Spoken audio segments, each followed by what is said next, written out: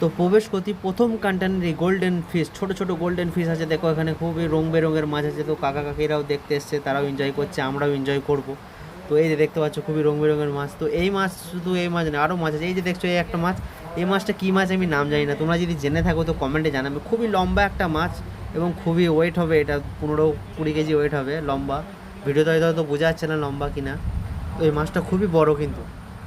আরও মাছ আমি তোমাদেরকে দেখাবো। তো দেখো সবাই এনজয় করছে, আমরাও এনজয় করছি, তোমরা ভিডিও দেখে তোমরা হয়তো এনজয় করবে। তো তারপরে চলে গেলাম আমরা বাইরের দিকে। বাইরের দিকে যেদিকে এই যে দেখতে পাচ্ছ, এটা হচ্ছে একটা মাগুর মাছ। তো মাগুর মাছ অনেকগুলোই আছে, কিন্তু সেরকম বড় নয় এটা, কিন্তু এটা সেরকম বড় নয়। তো খুবই ভালো, সুন্দর। তারপরে এই যে দেখতে পাচ্ছ, এটা এটা হচ্ছে ক্রোকোডাইল ফিশ। এটা একজন আমাকে বললো, আমি নামটা জানতাম না, ক্রোকোডাইল ফিশ। তো দেখতে পাচ্ছ এটাও খুবই লম্বা, কিন্তু ভিডিওতে মনে হচ্ছে যে ছোট হয়তো, কিন্তু অনেক লম্বা, প্রায় 3-3.5 ফুটের মতো লম্বা। তো দেখতে পাচ্ছ কুমিরের মতো মুখটা, তো এই জন্যই হয়তো ক্রোকোডাইল ফিশ নাম হয়েছে। তারপরে আমরা চলে যাব কিছু অন্য মাছ দেখতে, যেমন আইলা টাইপের মাছ, যারা দেখেছো হয়তো জানো। তো